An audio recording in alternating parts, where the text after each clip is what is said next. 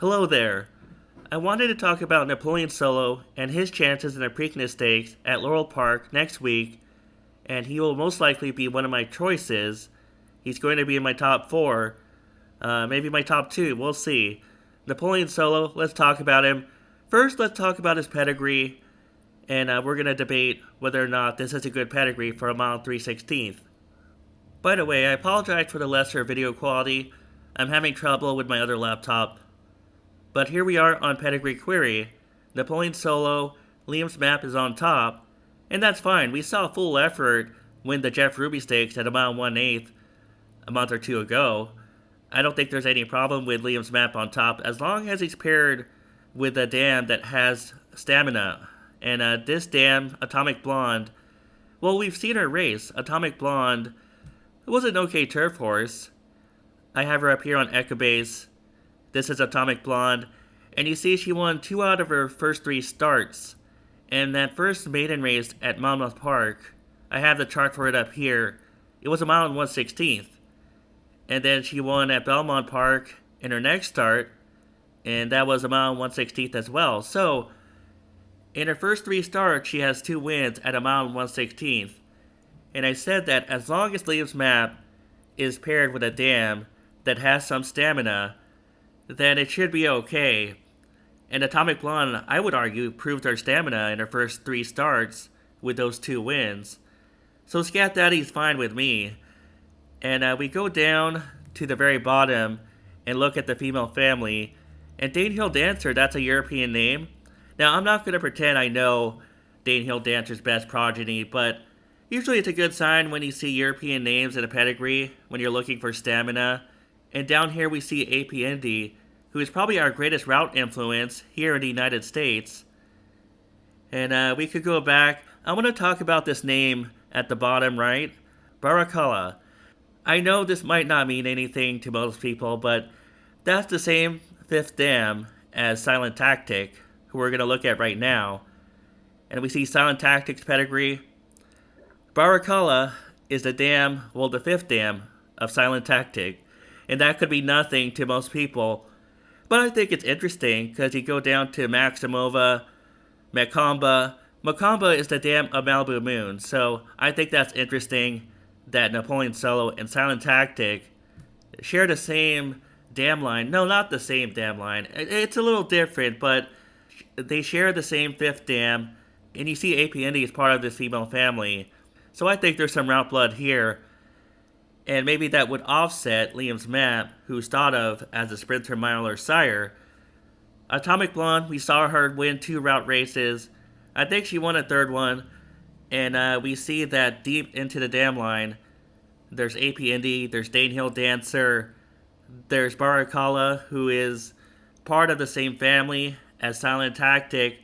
And everyone considers Silent Tactic a route horse. No one doubts that Silent Tactic wants to go long, so I don't think there's any problem pedigree-wise with Napoleon Solo.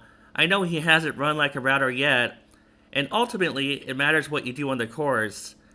It matters what you do at the track. Pedigree gives you a hint of what the horse wants to do, and if the horse doesn't back it up on the track, then maybe the pedigree is wrong, or maybe I analyzed it wrong, but it gives you a hint of what the horse wants to do. And I know we saw Napoleon Solo struggle at Gulfstream, and then we saw him struggle at Aqueduct in the 9 furlong Wood Memorial, which we're going to look at. I think there was an excuse, though, in each race. In the Gulfstream race, he was coming off the layoff. He last ran in October before he ran in the Fountain of Youth Stakes, so I think you can forgive that race. And then in the Wood Memorial, I just think the pace was too fast. And I heard he missed some training time. We're going to take a look at the Wood Memorial right now. Okay, here we have the Wood Memorial. And as I said, I just think they went too fast early. You have Napoleon Solo on the lead. Talk to Me Jimmy is right up on him, pressuring him. And Talk to Me Jimmy is the kind of horse that needs to lead. So if Talk to Me Jimmy can't secure the lead, you know the pace is fast. And we have Napoleon Solo still leading them into the stretch run. And I know 47 and change doesn't seem fast, but it was a 9 furlong race, You have to take into account that they ran this race at Aqueduct, and sometimes the fractions could be strange at Aqueduct. You might see fractions that might seem moderate, but they're actually fast. Because, I don't know, maybe the cold weather up there changes the track. I know Napoleon Solo is fading, Talk to Me Jimmy is fading, but they went too fast up front. And again, Napoleon Solo had all that pressure from Talk to Me Jimmy, and the late runners just took advantage of the pace. So that's what I think happened in that race. And I know that he missed some training time. I just think you don't know if he could go longer off those two races. He came off the layoff at Gulfstream Park, and then in the Wood Memorial, he was just pressured through a fast pace. And the trainer said he wasn't completely fit because he was having some kind of issue, so he missed a week of training. Maybe now's the time. I always say a horse peaks in his second or third start off the layoff. Well, he's making his third start off the layoff, so maybe now's the time. As I said when I looked at his pedigree, I don't think there's a huge problem with his pedigree. It's not a perfect pedigree, but I think it's fine to go this distance. And the field is weak enough now that even though Napoleon Solo is not the best 3-year-old out there, I think the Preakness field has weakened enough to where he's a contender in this race. So I think Napoleon Solo might be a viable option, maybe a long shot. I'm not sure, because the field is so weak that I don't know for sure if Napoleon Solo is going to be a long shot. But I think he could win this race. He deserves one more shot at a longer route distance. And if he doesn't show it here, then he'll never show it. So those are my thoughts on Napoleon Solo. I'm probably going to include him in my tickets.